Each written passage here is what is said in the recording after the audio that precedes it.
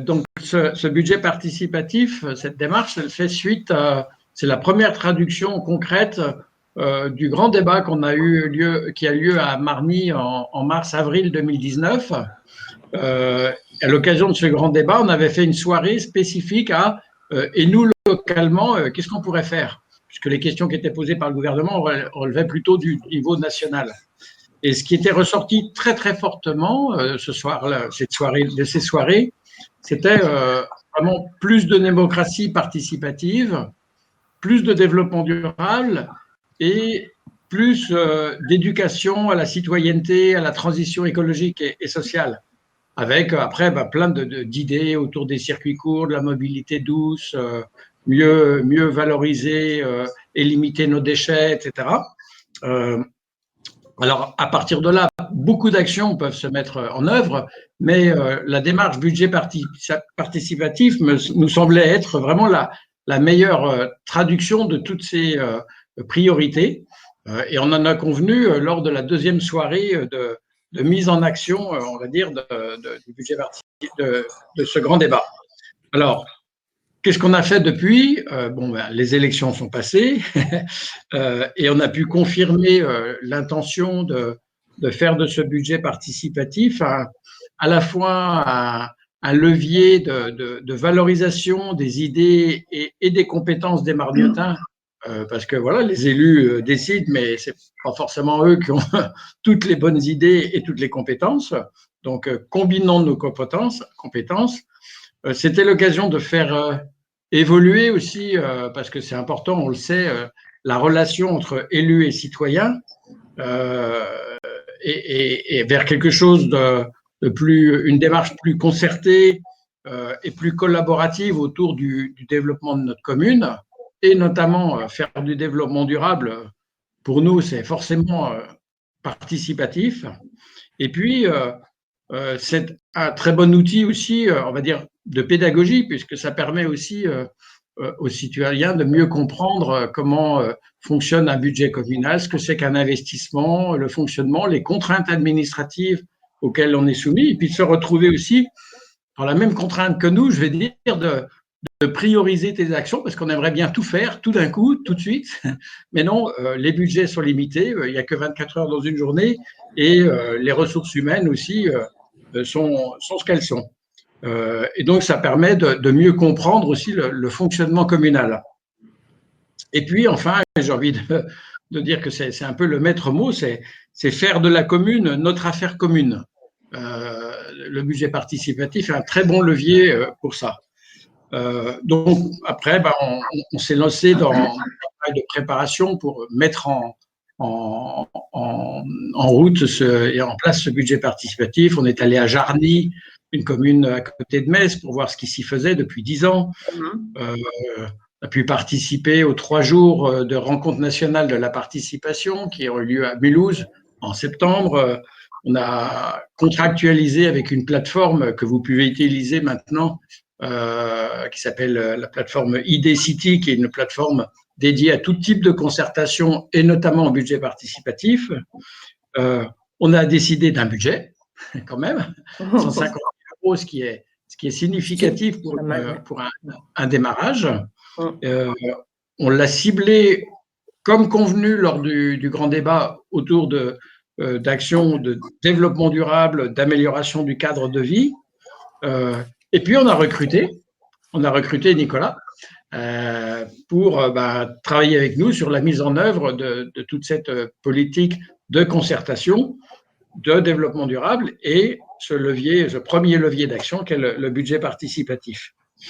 Alors, on est là, voilà, on a lancé la première étape que je vais donner. Nicolas nous fera un petit point là où on en est, et puis Abiba exprimera les étapes qui vont suivre. Donc, la première étape dans laquelle on est depuis le 5 février, 5 janvier, pardon, et jusqu'au 15 février, c'est ce qu'on appelle l'appel à idées. C'est une phase qui est absolument cruciale parce que j'ai envie de dire, c'est notre matière première pour la suite de l'année. Toutes les idées que vous proposez dans le cadre de ce budget participatif. Donc, il y a eu un travail d'information à travers le flyer. Tout le monde a eu tout le monde a eu ce flyer, hein, avec, et qui est un peu on va dire la petite Bible du budget participatif. On des informations sur le marché, dans les écoles, dans le Margnotin, des affiches. Et puis voilà, cette petite conférence, cet échange de ce soir, on va dire 5 jours avant l'échéance de cette phase appel à idées. C'est pas évident au départ de se dire tiens, qu'est-ce qui est d'intérêt collectif dans ma commune, qu'est-ce qui correspond à cette question d'investissement pour un développement durable. C'est pour ça qu'on a mis sur le site, sur la plateforme, Marny, je participe, c'est 2 liens vers des communes qui sont aussi très, très avancées sur le budget participatif. Il y a le Grenoble et puis la commune de Floirac. Et les plus intéressés pourront aussi aller voir ce qui se passe à Paris, où voilà, à Grenoble, très, très orienté développement durable. À Paris, il y a 2700 projets qui ont été réalisés depuis 2014. Et c'est très inspirant de naviguer sur ces plateformes et se dire, mais tiens, pourquoi pas Marny, voilà. Donc, je ne veux pas m'étendre plus longtemps. Comme Nicolas vient de se sumecter les cordes vocales, il va pouvoir continuer en nous disant où on en est du dépôt des idées, combien, les questions d'éligibilité et puis les points d'attention pour ceux qui veulent déposer à nouveau des idées ou encore d'ici le 15 est vraiment bienvenue. Les recommandations, voilà. Et puis Abiba, tu nous diras après ce point d'étape avec Nicolas, voilà, le processus qui va suivre. Tout à fait. Merci. Oui, alors très bien, merci Michel. Donc, alors, ça fait effectivement 1 mois que le budget participatif a été lancé. Et donc, il y a quand même eu pas mal de participation déjà. On a reçu au total 53 idées venant de 26 citoyens différents. On peut dire, bon, ça fait 2 idées par personne, on va dire, même s'il y en a certains qui ont quand même participé un peu plus que d'autres. Mais du coup, ce que ça nous indique aussi, c'est qu'effectivement, il y a même certaines personnes qui ont fait beaucoup d'idées. Alors, ça nous montre qu'ils ont fait beaucoup d'idées, mais sans forcément les approfondir beaucoup. Ce qui nous pose problème, nous, au niveau de l'instruction de ces idées, parce que du coup, c'est des idées qui n'ont pas forcément été réfléchies par rapport à la compatibilité avec les compétences communales ou avec le fait que c'était de l'investissement ou du fonctionnement. Ce qui fait que finalement, sur les 53 idées que nous avons reçues depuis le début du budget, nous avons eu le temps d'en examiner 42. Et sur ces 42 idées, il y en a les 2 tiers qui n'étaient pas éligibles, qu'on n'a pas pu admettre dans le budget participatif, soit parce que du coup, elles n'étaient pas de la compétence municipale. Par exemple, on a reçu quelques idées qui portaient sur la collecte des déchets. Vraiment l'idée de mettre en place un collecte de déchets pour alimenter un méthaniseur ou pour des déchets spécifiques comme des tubes en plastique, ce genre de choses. Ça dépend de la compétence de l'ARC, donc nous ne pouvons pas les prendre en compte. Ce n'est pas légal en fait.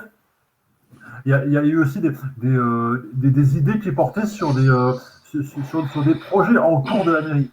Donc, par exemple, des zones que l'on va réaménager, ou même, par exemple, il y a eu un projet qui portait sur la ZAC de la Prairie, mais comme la ZAC de la Prairie est en cours d'aménagement, qu'on est en train, que des travaux vont être lancés pendant plusieurs années là-dedans, sur cette zone, ce n'était pas possible d'y mettre un projet supplémentaire qui pourrait être impacté lui-même par les projets qu'on a déjà planifiés et qui vont arriver. Donc, voilà, c'est vraiment deux limites importantes là-dessus. La troisième limite, qui est vraiment très importante par rapport au projet qu'on peut recevoir, c'est celle de la distinction entre ce qui relève du budget de fonctionnement et du budget d'investissement d'une mairie. Pour faire très simple, en fait, le budget d'une mairie ou de toute collectivité locale est divisé en 2 parties. Il y a d'une partie le fonctionnement et de l'autre partie l'investissement. Le fonctionnement, ce sont les charges qui reviennent tout le temps. Les salaires, les loyers, l'électricité, le gaz, ce genre de choses. Du coup, ce sont les taxes, enfin, tout ce qu'il faut payer en priorité. L'investissement est ce qu'il reste après avoir payé le fonctionnement. Et donc, c'est important d'avoir cette notion en tête parce que quand on fait un projet qui relève essentiellement du fonctionnement, ça veut dire qu'on induit une charge supplémentaire pour la collectivité qui va baisser d'autant plus les capacités d'investissement. Et c'est pour ça que les budgets participatifs portent essentiellement sur l'investissement, que ça permet de mettre en place une dépense ponctuelle qui n'alourdit pas les charges de fonctionnement de la collectivité. Alors, pour vous donner des exemples concrets, il y avait un projet, justement, l'un des projets de collecte de déchets, en fait, contribuer à embaucher une personne supplémentaire à temps plein si on avait voulu mettre en œuvre ce projet. Donc, outre le fait que ce n'était pas de notre compétence, c'était une dépense qui finalement était un peu difficile à accepter pour une collectivité d'avoir, en tout cas, de création de poste en fait. Mais en tout cas, c'est vrai que c'est une dépense conséquente qui ne rentrait plus dans le cadre du budget participatif. Voilà, ce sont des restrictions qui ne signifient pas pour autant que les projets ne sont pas intéressants, qu'elles ne sont pas pertinentes, mais en tout cas que ce n'est pas possible de les prendre en compte dans le cadre d'un budget participatif.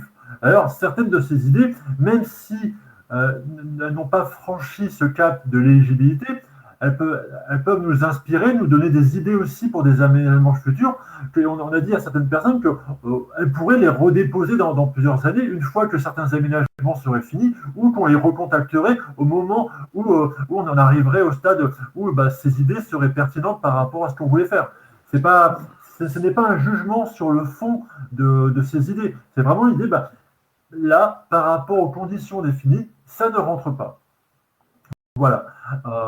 Et donc, ça, c'est important quand même d'avoir tout ça un peu en tête, en sachant qu'il reste encore quand même 6 jours pour déposer des projets, et que donc on espère bien que ces 6 jours seront utiles pour tous les habitants qui ont envie de déposer des idées percutantes, des idées à même d'améliorer le cadre de vie de Marny. Et donc, s'ils prennent en compte ces restrictions, on aura encore beaucoup d'idées qui seront directement éligibles et qui pourront être mises en œuvre d'autant plus facilement. Voilà. Et sinon, du coup, par rapport à ce qu'on a vu depuis le début de ce budget participatif, on voit qu'il y a une répartition assez égale pour entrer dans les statistiques, entre les hommes et les femmes. Il y a eu 14 hommes qui ont participé, 12 femmes. Alors, c'est intéressant de se rendre compte, par exemple, que la participation chez les femmes est plutôt chez les mères de famille en termes d'âge, alors que chez les hommes, c'est beaucoup plus lissé sur l'ensemble de l'existence. Alors, au niveau de la répartition des idées, du coup, sans surprise, finalement, l'essentiel des idées, enfin 40% des idées portent sur vraiment le cadre de vie. Donc vraiment les infrastructures qui vont changer de manière un peu générale la voirie ou des choses qu'on peut installer dans la ville, aussi au niveau des espaces verts. Alors après, le reste est un peu réparti. On va dire 10% sur l'énergie, 10% sur la gestion des déchets, 10% sur l'éducation, la culture, voilà, 10% aussi sur les mobilités. Enfin voilà, tout le reste est un peu réparti de manière un peu égale, sauf le cadre de vie. Voilà, mais bon, c'était attendu. C'est la catégorie qui généralement mobilise le plus de participation dans les autres budgets participatifs, d'autant plus que c'est celle aussi qui correspond finalement à toutes les petites demandes de réparation du quotidien qui s'insèrent très bien dans le budget participatif. Où on dit, là, on pourrait changer ça, réparer les marches qui ne vont plus, ce genre de choses. Voilà. C'est un peu ce qu'on peut faire comme retour pour l'instant sur le budget participatif et comment on pourrait justement améliorer encore les idées qui nous sont soumises par les habitants. Et du coup, maintenant, je vais laisser la parole à Madame Benera qui va pouvoir nous expliquer la suite du processus et comment ça va se dérouler jusqu'à la fin de l'année. Voilà. Merci Nicolas pour tous ces éléments de précision. Effectivement, alors pour rebondir, d'abord, je salue tous ceux qui ont pu se connecter. Je vous remercie toutes et tous. Pour rebondir donc sur un petit peu les détails que tu as pu développer au niveau des idées, effectivement, vous avez donc jusqu'au 15 février pour déposer vos idées. Et là, ce qui est important de dire, c'est que plus vos idées… Alors, vous pouvez écrire 2-3 lignes comme vous pouvez nous écrire 2 pages. Ça, il n'y a pas de souci. C'est le contenu qui va nous intéresser. On n'a pas non plus besoin que vous nous écriviez un roman. Par contre, ce qui est important, et on attire votre attention sur ça, c'est que plus l'idée sera précise, plus vous préciserez en fait la nature de votre idée, de votre projet, plus vous nous direz, voilà, de nous émettre l'idée du lieu ou de l'emplacement où vous voulez que ce projet se réalise, voire nous préciser aussi un devis approximatif. Tous ces éléments vont nous aider. Alors, aideront d'abord à convaincre le reste des habitants qui seront amenés à voter pour les projets, mais qui faciliteront aussi pour nos services l'étude de recevabilité de vos idées, de vos projets. Donc, dans l'idéal, c'est vraiment avoir une idée précise, déterminer l'emplacement ou le lieu où vous voulez que ce projet se réalise, et puis nous donner approximativement un devis. Au-delà de tout ça, ce qui serait bien aussi, c'est que vous puissiez nous donner une idée de l'objectif à atteindre de votre projet.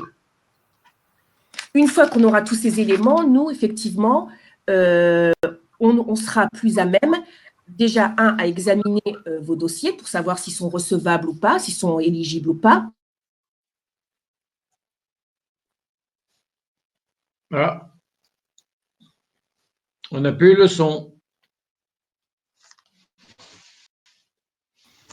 Effectivement, c'est une personne qui a coupé les micros de tout le monde. Qui a coupé les micros, oui, tout à fait. Alors, je ne sais plus où ça s'est arrêté. Juste à l'instant. Alors, la deuxième phase, qui se déroulera donc du 15 février jusqu'au 1er mars, c'est la phase d'examen. Donc, c'est cette étape où les services, donc les services de la ville, ou le chargé de mission, ou les élus vont examiner toutes les demandes que nous aurons reçues sur la plateforme. On déterminera donc si les projets sont recevables ou non. À partir de la troisième étape, donc que je ne dise pas de bêtises, du 1er mars au 14 mai, donc c'est ce qui correspond à la troisième étape que vous avez dans ce qui vous a été distribué dans les boîtes aux lettres. Donc les services reviendront vers les porteurs de projets pour finaliser donc ces projets et définir la faisabilité donc technique, juridique et financière. Ça, c'est la troisième étape. La quatrième étape, qui se déroulera donc du 17 au 30 mai. Là, donc c'est une étape cruciale parce qu'on aura déterminé, donc on aura finalisé les projets, donc bien sûr qui auront été jugés éligibles. On aura finalisé avec les porteurs de projets et ces projets seront prêts à être présentés aux Margnotins et aux Margnotines. Et c'est là où les habitants, ou vous Margnotins et Margnotines, vous allez agir, puisqu'il s'agira pour vous de voter pour les projets qui vous plaisent le plus. Les modalités n'ont pas encore été définies, mais on reviendra vers vous pour vous préciser selon quelles modalités les habitants pourront voter. Les projets, au final, qui auront recueilli le plus de suffrages après les votes, seront financés dans l'ordre en fonction de l'enveloppe budgétaire disponible. Pour rappel, l'enveloppe est de 150 000 €. Donc, par exemple, le premier projet, s'il est financé à hauteur, il nécessite un financement de 10 000 €. Ça veut dire qu'il restera 140 000 € pour le deuxième projet, le troisième, le quatrième, et ainsi de suite, jusqu'à ce que l'enveloppe soit épuisée. Dans la configuration où il y aurait des projets qui auraient été retenus, qui auraient quand même reçu un certain nombre de votes, mais après épuisement de l'enveloppe, n'auront pas pu être retenus pour l'année 2021. Ces projets pourront être reproposés en 2022 sans pour autant repasser par toute la procédure de vote, etc., etc. Donc voilà, les projets qui n'auront pas été financés en 2021 pourront être représentés directement en 2022. Donc voilà pour toutes les étapes que vous avez, je vous le rappelle, toutes ces étapes qui sont reprises dans ce que vous avez reçu, dans le document que vous avez reçu dans vos boîtes aux lettres. Voilà, je vais essayer de faire très succinct. Je ne sais pas si j'ai oublié des choses. Michel, Nicolas? Non, mais après ça se termine. Forcément, il y a mise en œuvre. Mise en œuvre, bien sûr. Alors, il y a la mise en œuvre. À la fin de l'année, mais on le fait un petit peu au fur et à mesure. on évalue le Tout processus. C'est ça. Et puis après, l'évaluation, de voir ce qui a fonctionné, ce qui n'a pas fonctionné, ce qui pourrait être amélioré et qui nous permettra justement de mieux faire en 2022. Voilà. Et donc là, il y a une question qui est posée, Nicolas. Donc, il apparaît que le nombre de 56 idées proposées, mais seulement 7 sont consultables. Là, c'est lié à la plateforme. Tu peux peut-être expliquer ça, Nicolas. Et puis, ensuite, on est dans la phase d'éligibilité et bientôt de faisabilité des projets. Tout à fait. Alors, en fait, donc, sur ces 56 idées, alors, il y a quelques idées qui nous servent à nous pour des tests. Donc, qui sont des idées qui n'apparaîtront jamais, qui sont là pour des raisons purement techniques. Après, effectivement, en fait, il reste 53 idées qui sont les idées que j'évoquais au début. Alors, du coup, il reste 53, donc il y en a 7 qui apparaissent parce que ce sont les premières que l'on a validées, mais on n'a pas encore totalement validé d'autres idées qu'on a pu examiner en commission d'éligibilité. Elles sont éligibles, mais on n'a pas pu encore eu le temps de confirmer avec les personnes si on pouvait les mettre en ligne directement comme ça. Donc, c'est vraiment pour des raisons de délai d'instruction qu'elles n'apparaissent pas en ligne. Et après, il y aura aussi toutes les idées qui n'auront pas été déclarées recevables pour les raisons qui ont été exposées précédemment, qui du coup apparaissent quand même dans le décompte, mais du coup ne seront pas éligibles. Donc là, comme je disais, sur les 42 qu'on a pu examiner jusqu'à présent, on en a considéré 14 comme recevables. Donc ça veut dire qu'il y en aura 28 qui ne seront pas recevables et qui n'apparaîtront pas sur le site, puisque la décision a été prise de n'afficher que les idées qui allaient pouvoir continuer la suite du processus. C'est-à-dire donc qui allaient pouvoir être soumises à l'étude de faisabilité et après, si elles sont faisables, soumises au vote des Margnotins et des Margnotides. Ce qui ne veut pas dire qu'il n'y a pas de retour par rapport aux idées qui ne sont pas recevables.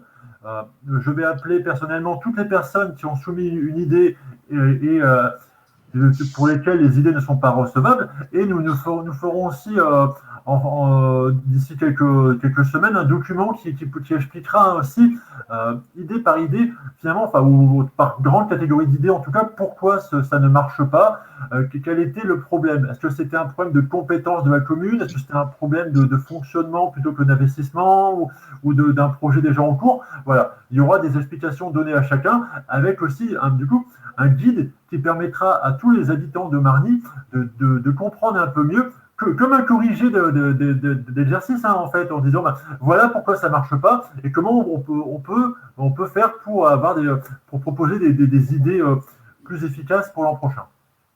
Voilà. Mais du coup, cette question me permet d'arriver finalement à la question qui est celle de la faisabilité. Donc, Madame Benera en a déjà parlé un peu, mais c'est vraiment une étape qui est cruciale parce que, encore une fois, c'est pas parce qu'une idée est éligible et recevable par rapport aux critères qu'elle est faisable. Elle est faisable, voilà. Parce que, par exemple, on a des projets qui demandent de l'investissement, mais on va se rendre compte qu'ils vont peut-être demander trop de fonctionnement en parallèle pour être vraiment crédible, en tout cas pour pouvoir être mis en place de manière efficace.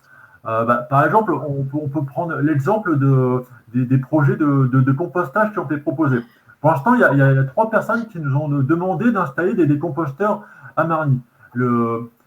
C'est une très bonne idée, mais le problème des sites de compostage, c'est que si derrière, il n'y a pas d'habitants qui montent en compétence pour entretenir les sites, pour en tout cas les gérer la participation des habitants, voir mettre en place des tours de maintenance hebdomadaires du site pour voir s'il reste propre, le remuer un peu pour permettre aux déchets de se composter. Si en fait on arrive à un moment où c'est le service technique qui doit faire l'entretien des composteurs, ça va générer des frais supplémentaires. Ça ne peut pas marcher si on a 10 ou 20 sites de compostage. Là, il faudrait embaucher une personne supplémentaire, ça ne serait pas crédible. Et donc, c'est pour ça que dans ce cas précis, par exemple, s'il n'y a pas de collectif ou d'association citoyenne qui prend la main, ça va devenir compliqué de porter un tel projet.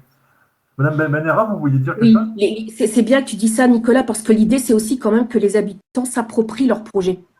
le budget participatif, c'est certes, voilà, on finance l'investissement, mais c'est aussi la participation active, le pouvoir d'agir des habitants des Margnotas et des Margnottines. Tout à fait. Alors, un autre exemple, c'est celui d'un projet de ludothèque, qui est de rayon jeu de société à la médiathèque, qui a été porté lui aussi par 3 habitants. C'est un projet tout à fait intéressant.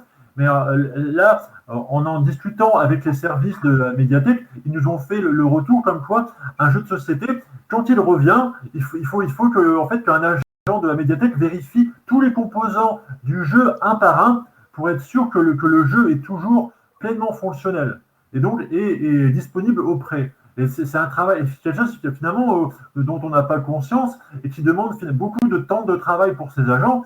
Et donc, si on arrive à un système où en fait on est sur une ludothèque pure qui est gérée entièrement par la médiathèque, eh ben, il va falloir embaucher une personne en plus.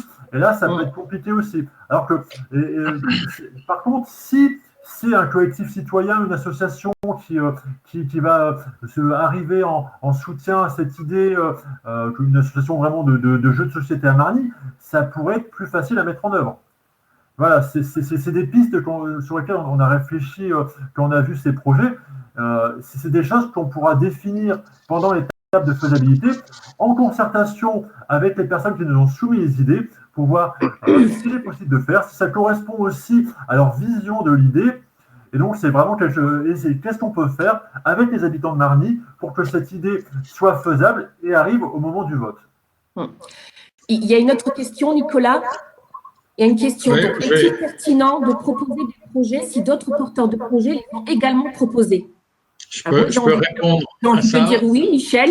Oui. Oui, vas-y, je t'en prie, Michel. Merci, Chloé et Bertrand, d'avoir posé la question. Bonsoir. On pourrait se dire, bah non, si c'est déjà proposé, ça va se faire, mais en fait, moi, je trouve très intéressant que les personnes proposent la même idée, parce que ça va enrichir la première. Et nous, on va faire le travail de mise en relation de plusieurs porteurs de projets ayant la même idée. Et là, on va pouvoir construire à plusieurs un projet où on fait converger les idées, les compétences, les envies de chacun, et c'est bien plus dynamique. Donc, n'hésitez pas, les redondances sont bienvenues. Et on regrette qu'avec la situation sanitaire, on ne puisse pas organiser ce qu'on aimerait faire, ce que fait très bien Grenoble, c'est un forum à la fin de la phase de proposition des idées, un grand forum organisé pour faire se rencontrer les porteurs de projets, les idées, les mutualiser, les enrichir. Là, vraiment, la situation Covid ne le permet pas, mais nous, on va le faire à travers la plateforme. Voilà. Il y a une autre question donc d'une dame que j'ai rencontrée aujourd'hui, que j'ai eu plaisir à rencontrer aujourd'hui. On s'est retrouvé on a retrouvé beaucoup de points communs, elle et moi, qui demande comment est-il possible de se proposer pour être bénévole, même sans proposer directement un projet. Y aura-t-il un appel à coup de main? Michel, je te laisse répondre. Oui, alors là, y a pas c'est pas dans le cadre du budget participatif qu'on peut répondre à ça, mais ma foi, utilisons ce levier, pourquoi pas. Il y a un dispositif, une plateforme, je crois qu'elle est encore active sur Marny, qui s'appelle Bipop, pour donner des coups de main à des personnes individuelles, mais vraiment des personnes qui veulent donner un coup de main sur les différents projets. On est dans une démarche participative, pas seulement sur le budget. Alors, n'hésitez pas à contacter Nicolas pour ça, et à travers tous les projets qui émergent, comme l'a dit Nicolas, le bas blesse quelquefois autour du fonctionnement. Quand les personnes sont prêtes à mettre de leurs compétences, de leur temps pour faciliter le fonctionnement d'un projet, d'un investissement qui a été réalisé, vraiment bienvenue, et je trouve ça super de proposer ça. Merci Valérie. Bienvenue au club. Il y avait Madame Maury qui voulait parler. Oui, je voulais revenir sur le fait qu'il y ait des personnes qui partagent la même idée. Justement, ce qui est intéressant, c'est qu'au final, si l'idée est retenue, elles peuvent se mettre en collectif Donc, voilà. et justement permettre de développer l'idée et de la mettre en place. Par exemple, je pensais à la ludothèque. Il y a eu 3 personnes, hein, c'est ça, qui ont eu la même idée. Oui. Voilà, justement, se mettre ensemble, ça peut être une super idée pour pouvoir mettre en œuvre le projet par la suite. Voilà. Alors, on a un petit élément de langage qui va passer progressivement. Hein. C'est que au départ, on parle d'idées, il y a l'appel à idées, puis elles sont éligibles. Et quand elles deviennent faisables, ça devient des projets qui vont être réalisés si on a voté pour. Et donc, plus on a de personnes qui se mobilisent autour d'un projet, plus il y a de chances qu'ils réussissent parce que, comme le disait Abiba, il y a appropriation, il y a adéquation des besoins. Et ça, pour moi, c'est une vraiment des réussites de cette démarche de budget participatif. C'est qu'au lieu de chercher à tout financiariser, tout fiscaliser pour que se fassent des choses, maintenant, quand des personnes à l'échelle d'un quartier, d'une rue, se mettent ensemble pour faire quelque chose, on est bien plus résilient et bien plus économe pour que le service soit rendu à la population. Et puis finalement, le but, c'est bien ça, c'est une façon de vivre ensemble qui est… Tout à fait. qui est facilitée. J'aime bien ces mots-là. Est-ce qu'on a d'autres questions? Pour l'instant, non. Ah, il y a Valérie Comblé qui aimerait prendre la parole. Oui, bonsoir à tous. Alors, c'est moi qui ai déjà posé la question sur comment faire pour donner un coup de main et de ce que vous venez de dire, monsieur. Peut-être que quand on est dans la phase du projet, vous parliez avant aussi de faire un forum. Alors, les conditions sanitaires ne sont pas favorables à ce qu'on se fasse en vrai, mais pourquoi pas refaire une visio comme ce soir et de présenter les projets et que les habitants qui n'ont pas forcément proposé un projet puissent s'associer pour donner un coup de main pour la mise en œuvre de la ludothèque. Effectivement, c'est quelque chose aussi que j'ai vu. Moi, ça pourrait m'intéresser de passer un peu de temps, de donner un peu de mon temps pour regarder si toutes les pièces des jeux sont bien rentrées en bonne et due forme. Excellent, super idée, Valérie. Merci Valérie. Bienvenue. Nicolas, on retient cette idée-là d'organiser au moment de la phase de vote là, des projets dans leur mise en œuvre. On verra. On va en faire plusieurs hein, parce que en faisant un petit peu plus de communication dessus, mais c'est une belle occasion de mobiliser les margnotins autour des projets qui vont se mettre en œuvre. Ouais. Oui, par exemple, si on reprend l'idée des composteurs, il faudra nécessairement faire des réunions un peu plus ciblées par rapport au site qu'on pourrait envisager pour installer des composteurs.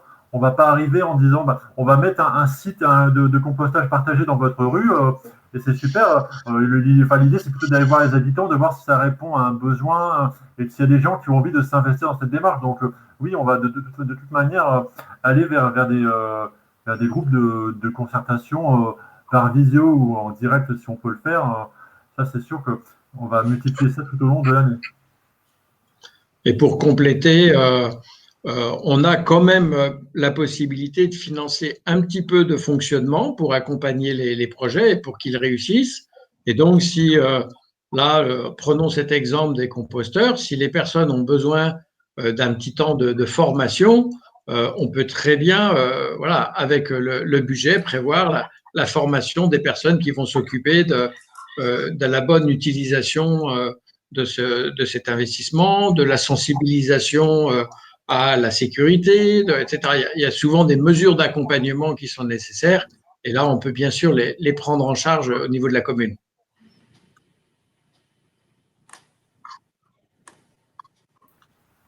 Est-ce qu'il y a d'autres idées, d'autres personnes qui voudraient s'exprimer? Je ne vois pas d'autres questions pour l'instant. Ou suggestions. Ou suggestions, oui. J'ai eu une petite remarque tout à l'heure en commission finance d'une personne qui disait c'est dommage, sur la plateforme, on ne peut pas commencer à écrire un projet et le garder en brouillon avant de le publier. Avant de le valider. Alors, je sais qu'on avait posé cette question, Nicolas, Tout à fait. à ID City. Et donc, je ne sais plus, je crois qu'il y avait une procédure qui avait été proposée pour ça, mais je ne suis pas sûr de mon coup là-dessus. Est-ce que tu peux nous répondre? Il faut que je vérifie. Il me semble que c'est possible, ou alors la possibilité, c'était que ce soit moi qui remette une idée en brouillon pour que la personne puisse la modifier progressivement. Mais là, je ne peux pas affirmer de manière catégorique que ça soit possible d'enregistrer une idée. Mais effectivement, j'en ai parlé aujourd'hui avec notre interlocuteur chez IDCity qui disait qu'il y a un timer sur le site et au bout de 20-30 minutes, on est déconnecté par inactivité. Et donc, si on commence à écrire une idée et qu'on fait autre chose ou qu'on met du temps à l'écrire parce qu'on veut l'amender, enfin, voilà, du coup, on en arrive au point où finalement, on perd tout au moment où on veut l'envoyer parce qu'on était en fait déconnecté. Ah oui. C'est vrai que le mieux, ça reste quand même de préparer son idée avant d'aller sur le site et de recopier. Parce que bon, on a quand même le temps, on n'est pas déconnecté comme ça en 5 minutes. Mais c'est vrai que… Ok, il faut qu'on résolve ça. La famille Le Marchand veut prendre la parole. Oui, à ce propos, effectivement, j'ai mis on a mis comme commentaire qu'effectivement, on ne pouvait pas avoir un brouillon sur commencer quelque chose, ce qui pourrait être fait. D'ailleurs, c'est finalement ce que nous, on a fait, parce qu'on n'a toujours pas proposé, mais on a fait un petit document à côté sur lequel, justement, on essaye de peaufiner, de faire quelque chose de bien avant de le proposer complètement finalisé, quoi. D'accord. Peut-être que le site de la mairie pourrait proposer justement un petit, comment on appelle ça, un petit template, comment on dit ça ? Un petit document Word. Un petit document Word, un petit formulaire où justement les gens pourraient commencer à noter leurs idées avant de l'envoyer directement. C'est une idée. En fait, si vous prenez le flyer qu'on a distribué, il y a déjà cette proposition de mise en forme pour réfléchir à son idée. Du coup, on demande déjà de réfléchir à son objectif, à la cible du projet, et à réfléchir en 5-6 lignes au projet. En fait, nous, on a fait un tableau avec un champ par question, et puis voilà, on prépare en fait, comme ça, ce sera tout rédigé, on fera du copier-coller quand on sera prêt à… Vous serez prêt. Très bien. Donc, je trouve que c'est une bonne idée, hein. Nicolas, on peut proposer cette idée-là dans les commentaires. Quitte à ce que les personnes puissent télécharger, parce que tout le monde n'a pas gardé le flyer et on s'est aperçu que bon voilà, il disparaît avec le reste de la pub. donc oui, bien sûr, qu'on puisse télécharger le on pourrait le remettre sur le site de la ville, oui. Oui, voilà, c'est une bonne idée. D'ailleurs, ça me revient. On a aussi ouvert la possibilité aux personnes inscrites sur la plateforme de commenter les projets qui ont déjà été publiés. Et donc, c'est aussi un autre moyen de montrer qu'on a envie de s'investir dans un projet, en tout cas de participer à son élaboration, à son étude de faisabilité. Que du coup, en commentant, en disant « moi, ça m'intéresserait bien de participer », et du coup, les personnes qui le font, elles seront associées à l'étude de faisabilité qui sera menée donc à partir du 1er mars. C'est aussi un moyen d'apporter des remarques, de dire ça serait mieux de faire comme ça. Bon, en tout cas, voilà, les commentaires servent vraiment à demander, et à dire vraiment aussi bien des choses positives que négatives sur un projet, sur comment l'améliorer de manière générale. Et je pense qu'il ne faut pas s'en priver.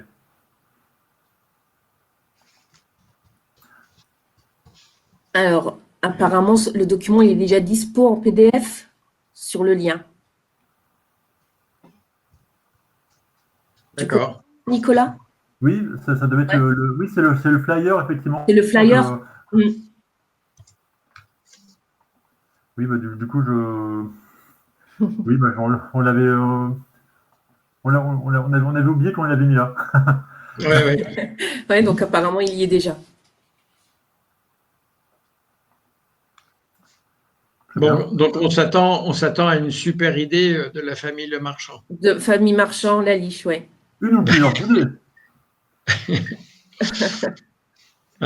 Donc voilà, on n'est pas très nombreux comme participants, mais n'hésitez pas encore à dire, parce que bon, on a déjà des idées, on a fait le plein, hein, on pourrait dire, mais non, on a encore 5 jours, 6 jours, et c'est l'occasion justement de bien cibler ces idées.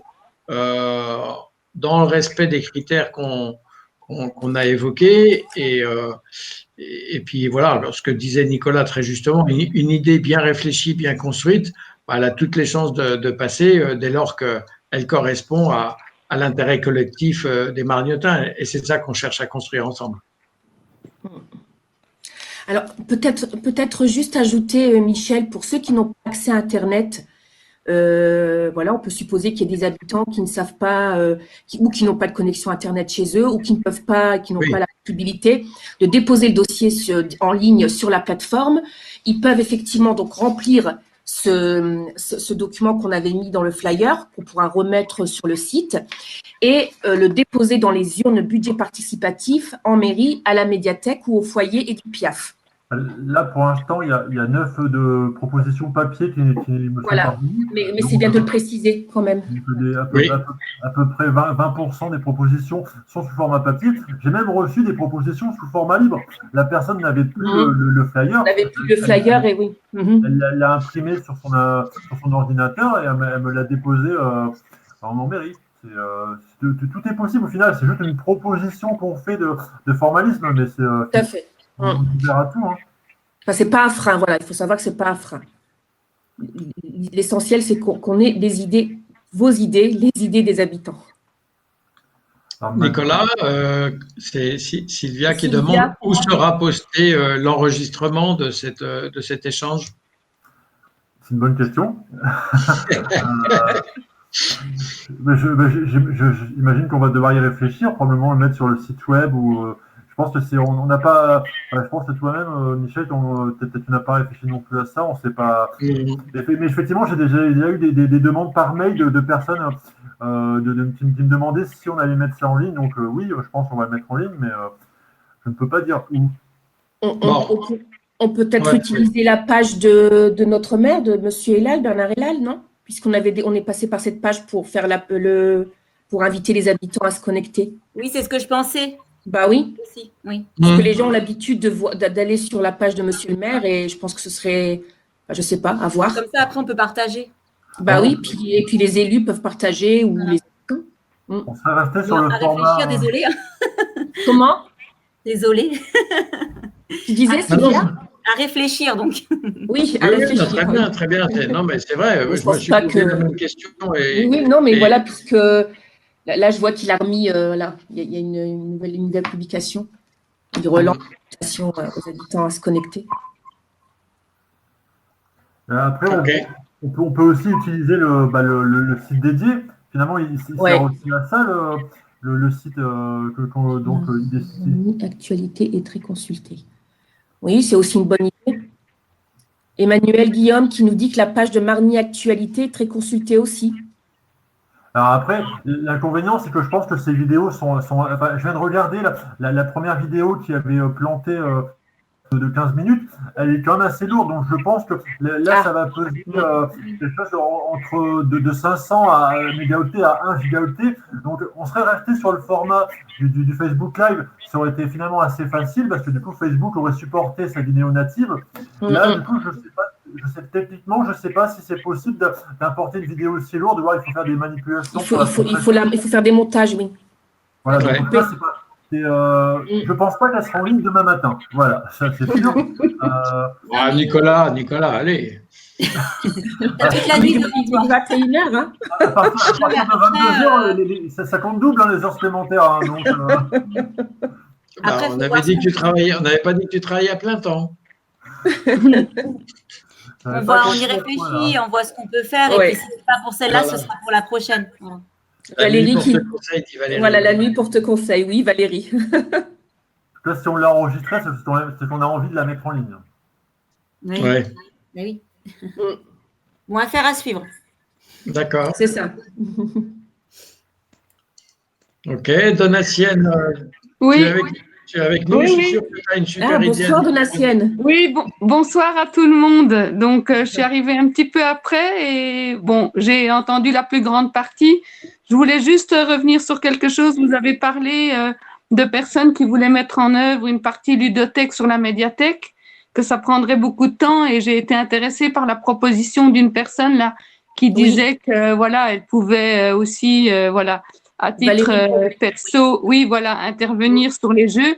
Et en fait, cette idée d'avoir des personnes qui souhaitent intervenir, je trouve ça très intéressant parce qu'après, ça peut faire des petits groupes qui interviennent sur des sujets différents, notamment sur les jeux, après peut-être sur le compostage, après peut-être sur d'autres choses, ce qui, d'après moi, est chouette parce que ça va donner une belle émulation par sujet.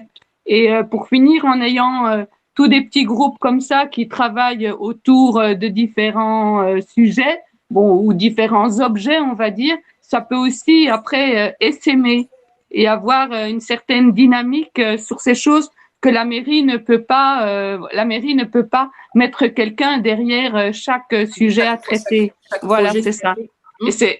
Et ça peut donner une belle émulation parce qu'au début, il y a peut-être des gens qui vont voir ça de loin en disant oui, c'est chouette, moi je veux bien emprunter les jeux parce que je trouve ça très intéressant et qui petit à petit vont dire bah oui, moi aussi je veux bien participer au rangement, à l'entretien, etc. Et la même chose pour le compostage parce qu'il y a des personnes en fait qui là actuellement ne nous en parlent pas encore, mais qui très certainement sont tout à fait à même ou connaissent très bien la notion du compostage. Valérie qui nous parle de jeux coopératifs. Bah oui, voilà, c'est ça. C'est bien sûr. De la coopération, de la collaboration, tout à fait.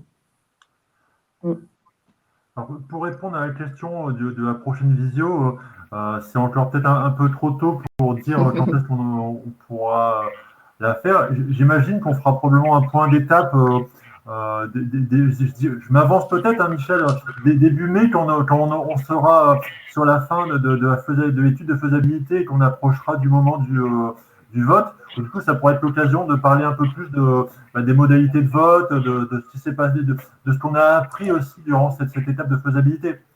Je n'ai pas l'impression qu'il y ait vraiment d'autres occasions avant cela, quoi. Qu'est-ce que tu en penses, Michel? Oui, je pense que en tout cas, à cette étape-là, ce qui a été dit tout à l'heure, refaire une visio pour présenter les projets qui seront mis au vote et donner la parole aux porteurs de projets, puisque les porteurs de projets seront invités à faire on va dire la promotion et l'explicitation des projets qu'ils auront proposés.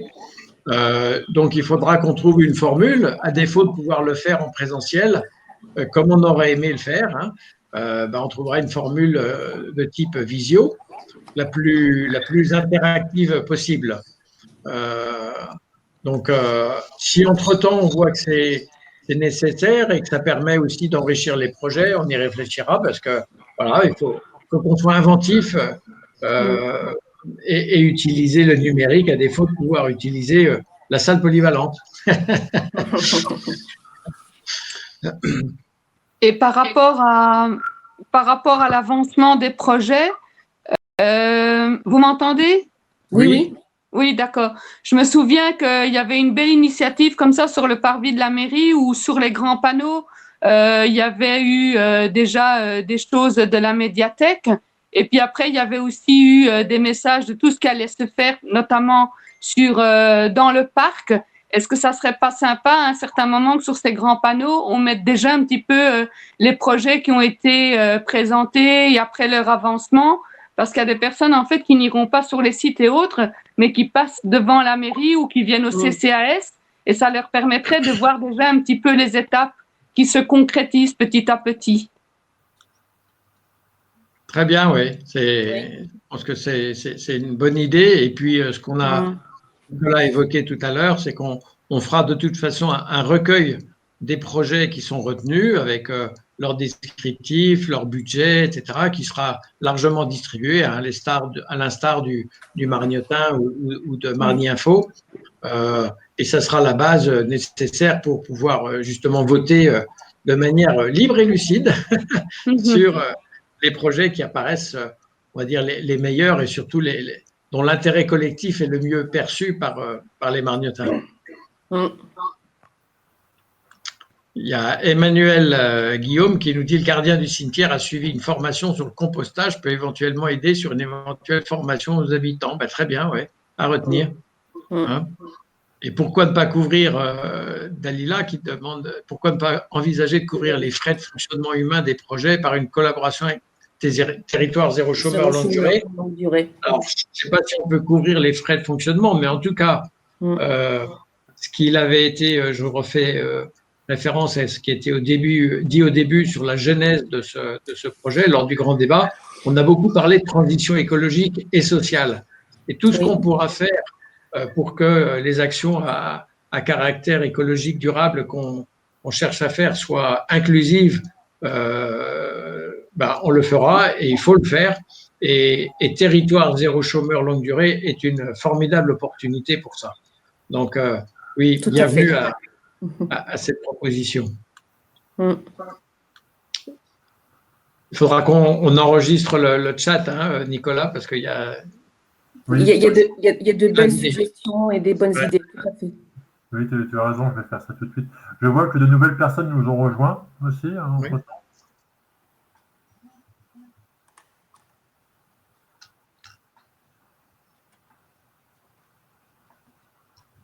Alors, il y avait aussi une petite… un point qu'il a fallu… qu'on a précisé en cours de route aussi.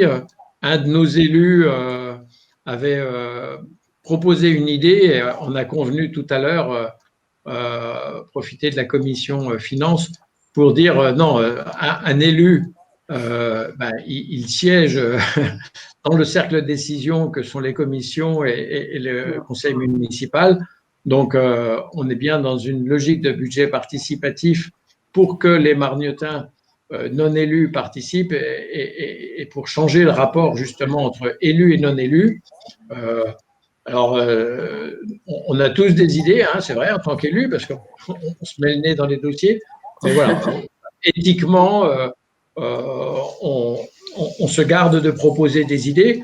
Après, quand on a son voisinage, des gens qui ont la même idée ou préoccupation, rien n'empêche de leur glisser à l'oreille que tiens, voilà une bonne idée, pourquoi pas la proposer si vous voulez la porter.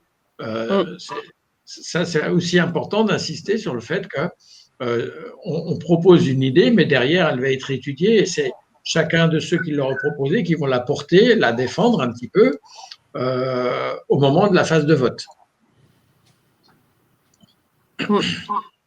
Il est 21h, cher Nicolas. Oui. Est-ce qu'on a d'autres questions? On a fait le tour. Bon, il n'y a plus d'autres questions.